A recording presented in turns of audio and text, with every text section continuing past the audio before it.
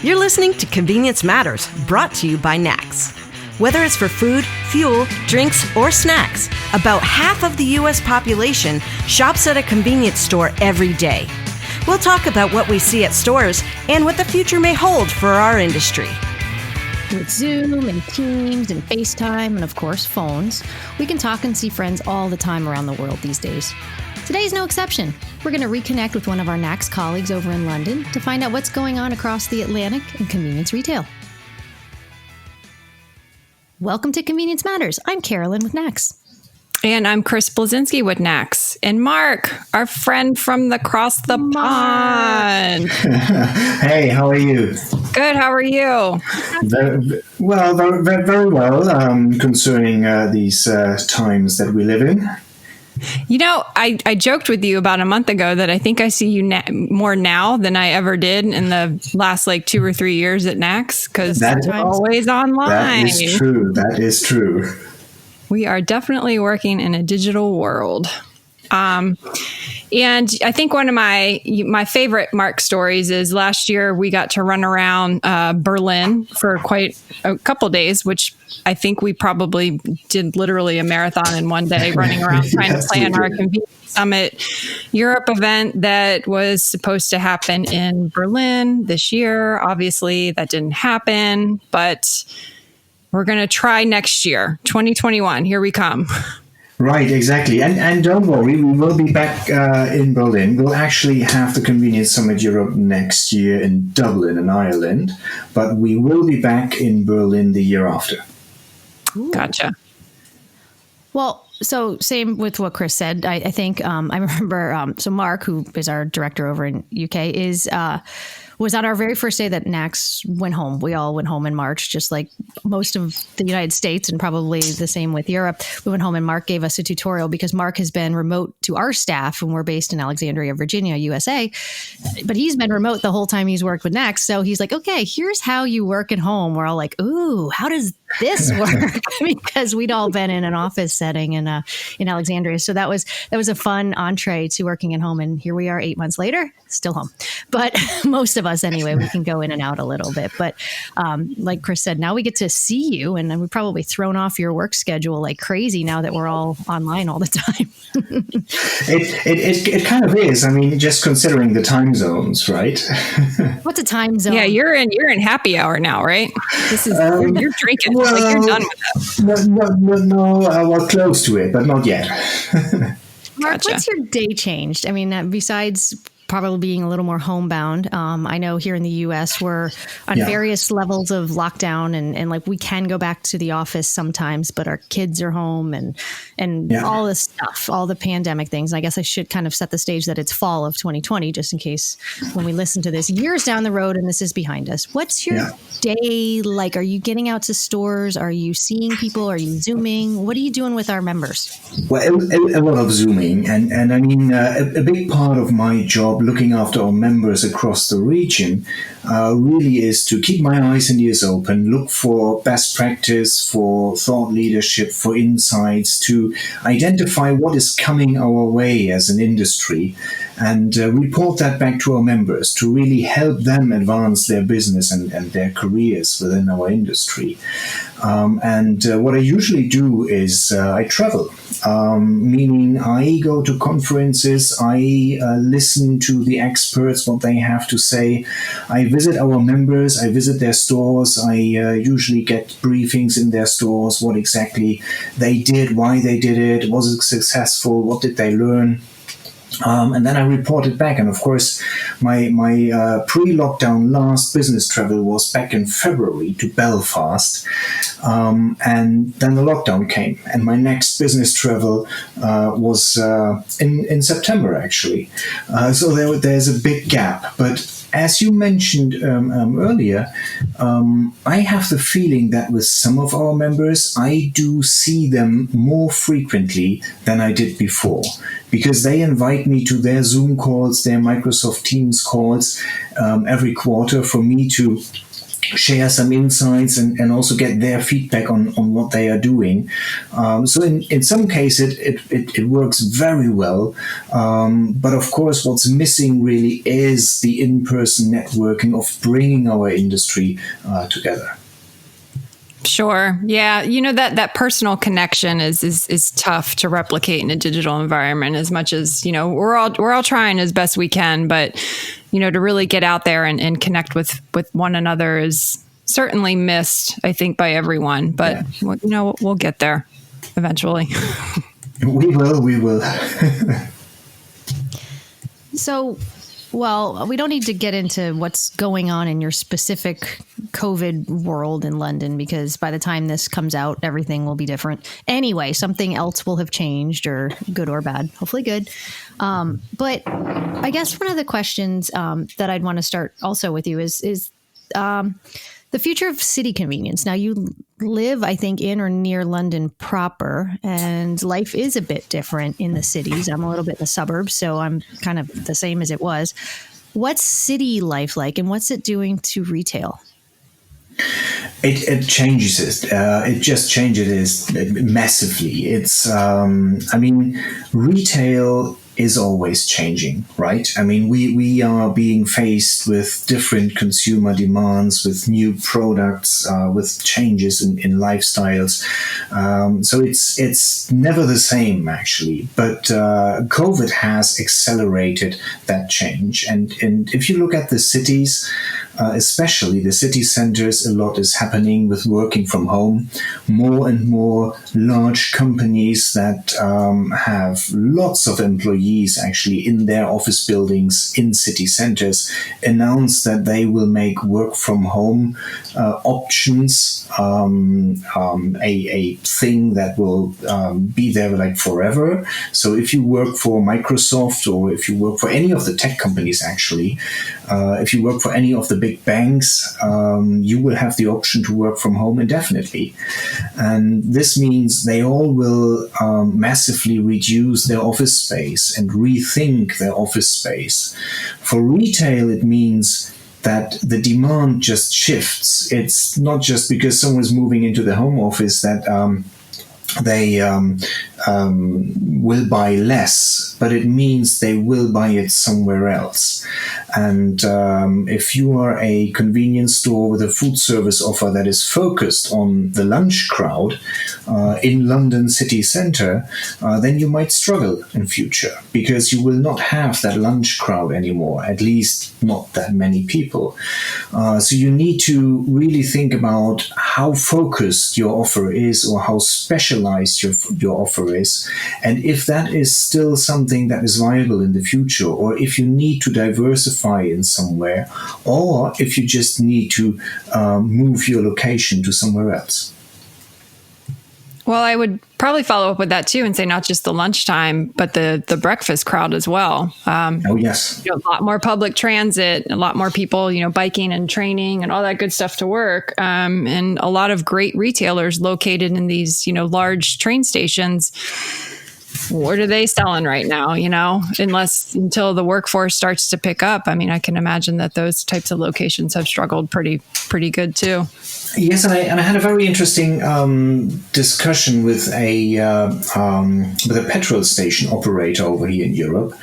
It was during the lockdown, so their country was under a full lockdown. No one was supposed to go anywhere. And they said they actually used that opportunity that no one was allowed to travel to reevaluate their sites. And they said that if they have a petrol station, which during that time massively lost revenue, this means it's a pure commuter station. It's a pure mobile station, meaning in a future fully electric world where no one goes fueling anymore anyway, this is a station that will not survive on fueling. Meaning, if they want to keep that site, they will have to transform the store into a completely different offer. And on the other hand, those sites that were actually picking up the demand, selling much more than before in terms of grocery from within the store, those were the sites located close to residential areas. And these are the sites that will be invested in, not so much in fueling, but much more in grocery sales and becoming more of a convenience store with fuel than a fuel site with convenience. So I know that there's inside city stores, but I know in Europe I noticed a lot more motorway stores, or maybe it's just where the buses took me when we went on store tours, who have a different mix of product. But I guess in general, have you noticed retailers carrying more bulk items like we do in the United States, where people are buying more in their single shopping? Yeah, yes, we definitely see a shift in what is being sold in terms of package size, in terms of bulk sales, and also in terms of the categories themselves. A lot of the categories that consumers still hesitate to buy from small stores, or especially from petrol station stores like fresh food, saw a massive uplift during the lockdowns. And the good news is the consumers come back. They learn that this is good quality, that this really is a good place to shop. And they keep it up even after the lockdown ends. Did you guys have massive runs on toilet paper? No pun intended. Yeah, I was just thinking that. I was like, what's the toilet paper situation over in Europe? It's still hard to find. It's madness. What about Lysol wipes? Can you get those? We went through all of that, and I think it came in phases, really. So first it was the toilet paper, then the pasta, the flour. After a while, it was... And then it was IKEA furniture, because everyone was at home. You couldn't buy a desk chair here for quite some time. Right. You know what's I heard the other day that's in high volume or high demand now is those patio heaters, which could actually take us another direction. Let me come back to that. Those patio heaters that restaurants are using a lot of, as well as appliances. I found this was a big thing. People are buying a lot more microwaves and other ovens and chest freezers. You can't find a chest freezer. I guess people are now stacking up on all the meats. Yeah, that is true. And I mean, I know we're different here. We have, in America anyway, I was told by a friend that was visiting from London or from Europe once, who said, you guys have a lot of pantry items. You have so much food. I'm like, yeah, we could survive an apocalypse. And, we kind of did. Like, we went through a lot. We were like down to the end. I'm like, oh, it's time to go to the store. But I think we made it like 3 weeks with just the crap in our house. But that said, when I go back to the patio heaters, I was talking a little bit about outside dining. Now, I know stores, like you said, have the food service offer. Are sit-down restaurants common in a lot of European convenience stores? And if so, are they pivoting, sorry, I hate that word, to outdoor dining? Well, it's you always have to think about friends, right? When you talk about pivoting and that sofa on the staircase. Pivot! Yes, they are, and it's really interesting to see the creativity within the industry. I mean, during the lockdowns, when all the seating areas were closed, some just didn't react. They just closed it off, and there was a loss of revenue, and that's it. I think that is very that's not a solution really. But some really went above and beyond that, and they thought about creative solutions, taking all the seating out and putting new shelves in. Because yes, if you suddenly sell so much more toilet paper, or if you sell groceries or frozen food, then take the seating out and put some freezers in. And some did, and they were really successful with that. Question is how long it will take, right? So will that be something that is with us for the next couple of months or week, or will it be another year, or how long until people actually come back and can dine inside? Yeah, I think that's well, I've seen, I'm not going to name any names, but I've seen other retail channels that basically turn things like a salad bar or hot bar into just they just shove bags of chips in there or something. But, a nod to our industry that it is pretty nimble. and innovative that they had the wherewithal to kind of remove things in order to put something that's a little more shopper friendly in the store and, ultimately increase basket size, which, the industry is just so innovative. And that's one of the reasons why we every year, we have 2 events. We have one in Asia and we have one in Europe. And that's why we do what we do, is because, you have to get out of your own backyard. You have to get out of your own space and really to truly see what's going on in retail. That can also mean getting out of the United States or getting out of Europe or getting out of Asia and really, taking the time to just do the study tours like we post for our members. Yes, I fully agree. You need to get out and you need to see what is happening elsewhere, because on every issue that there is, on every opportunity, on every regulation that will come, on every new technology, there's always some country or some retailer being ahead of what you are doing.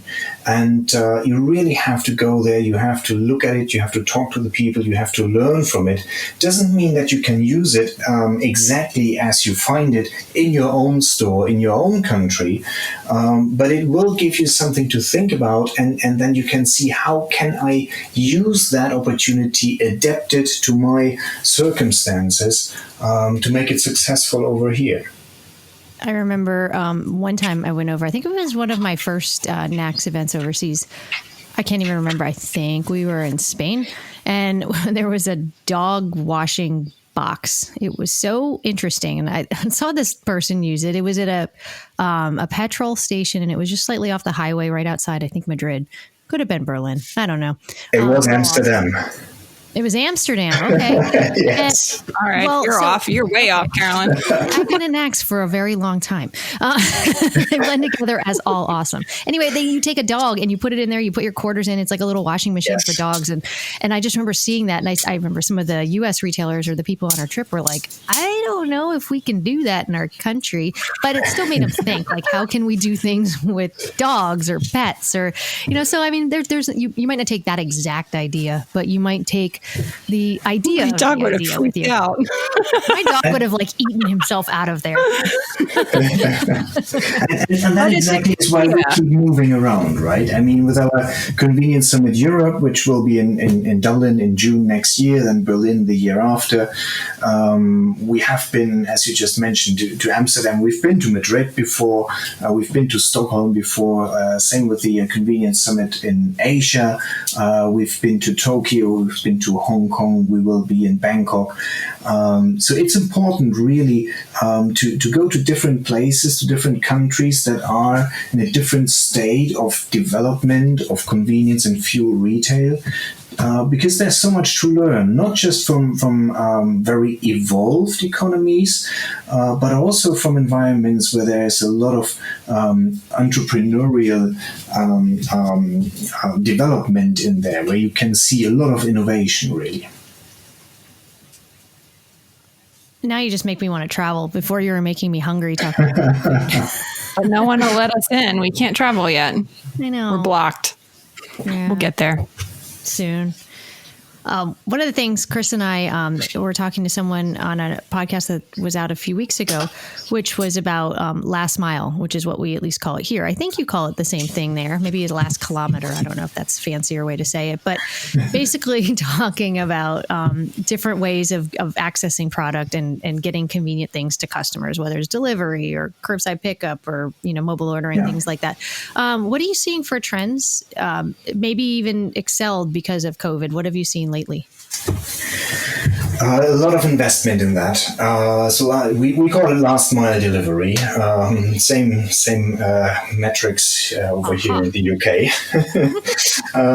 But then it starts, of course, you have to translate it into French and German and Italian and Spanish. And then it gets a little bit difficult to really translate it, but the concept is the same. And I think stores really during the pandemic have been forced into looking into new ways to deliver to the customer. And it's different for a large chain than it is maybe for a single store operator. But what I see is that a lot of single store operators really try to figure out how can they either offer a click and collect option, or a curbside pickup option, or even a delivery option within their radius, within their small local community. And a lot of stores actually are moving into that direction. And the biggest development that I see is really in the technology. There are a lot of operators out there right now that offer software basically off the shelf. As a single store operator, you buy the software or you sign up for it, you pay a fee, and in an instant you have kind of an online shop ready to use for your customers. You can choose the dates and the times that you will be able to offer delivery or pickup or something like that, which makes it much, much easier for smaller stores or smaller chains to offer last mile delivery. And I think this is something that COVID has accelerated, but definitely something that is here to stay. So, Mark, I have a question for you, because we always, if we get someone from Europe on the phone or on a Teams call, or this instance, a podcast, it's just, what's going on there? What are you guys seeing? What's going on? But I think I want to flip that question a little bit, because you've been to the United States quite a bit. What do you look for when you come here? Like what's exciting to you when you walk into convenience stores in the US? Every convenience store has something unique to offer, no matter where you go. I always say that there is, and please, if there's anyone who wants to correct me on that, please do so. But I think no retailer in the world does everything right. But every retailer does something outstanding and remarkable, and it's to look for that, and that can be very, very different things. I would say the one thing that really stands out when I go to the US is customer service. It's just amazing how employees in stores interact with consumers, how much service focus there is, how much effort everyone puts into every request that comes from the customer. That is something that I think the US situation is unparalleled. Very interesting. Sometimes if you get on, certain sites and read customer reviews, they're not always pleasant, but I will agree. I think they do their part to kind of correct it. But you've been our friend, and you've been our colleague now for a few years. And I had the pleasure of being with you and some other colleagues in Berlin last year, and we celebrated your NACS anniversary. And part of what we do in the US is we get in staff meetings, and, we get scratch off lottery tickets, which I don't think you have in Europe. And you got one, and I brought it to you, and you scratched it, and you actually won $2. And I never gave it to you, and I feel really bad about that. So I owe you $2. You should charge inflation. Plus interest. Yeah. Plus interest. Yeah, that's what I meant. So I'm going to hold on to that for the next time we see you, though, because I think the postage alone would kind of negate the price of your winnings. But I'm pretty sure that won't be an issue, because yes, we are in the middle of a pandemic, and maybe we had to cancel a couple of things or postpone it, but I'm pretty sure we will see each other again very soon, and all our meetings and events and in-person physical meetups will happen very soon again. Absolutely. And for anyone who's listening out there looking forward to the NACS show in Chicago next year, we're going to keep our fingers crossed on that one too. Find the international group and hang out with them for a night. I promise you will have fun. I promise you will laugh. I promise you will drink. And I promise you will have a invite blast. you to their houses. Yes, At least their yes. stores. At least one night, find the international crowd. That sounds good. Mark, I know you have a very active presence online, both through our website and some social platforms. Would you mind telling people how they can get in touch with you, and maybe how they can join your group, if we will? Oh, yes, absolutely. I mean, we have a website, it's convenience.org. And if you look for our international presence, it's convenience.org/global, which will lead you to a microsite with everything about our events, our conferences, contact details of myself, as well as our regional representatives that we work with around the globe that can help you with membership, with sign up, with questions that you have. Of course, follow us on Twitter, follow us on LinkedIn. We're always posting insights and trends that we find whenever we travel, be it in person or traveling digitally these days. And one thing we do over here is the NACS Convenience Briefing, which is a huge PowerPoint presentation with all the retailer best practice insights, global trends that is happening in our industry. It is something that I regularly share in meetings with our members, that I also present at conferences. Again, all digital these days, but hopefully physical again soon. So if you're interested in any of that, let me know. I'm happy to share it with you too. And if you have any other questions, just go to our website. You'll find my contact details on there. Excellent. Mark, Excellent. It has been an absolute pleasure talking to you again. We'll continue to do this, and hopefully one of these days we'll get you in the studio and we'll talk face to face. Sound good? Yes, sounds good. Let's do that. Thanks, Mark. Thanks, Mark. Thanks, Chris. And thank you for listening to Convenience Matters. Convenience Matters is brought to you by NACS and produced in partnership with Human Factor. For more information, visit convenience.org.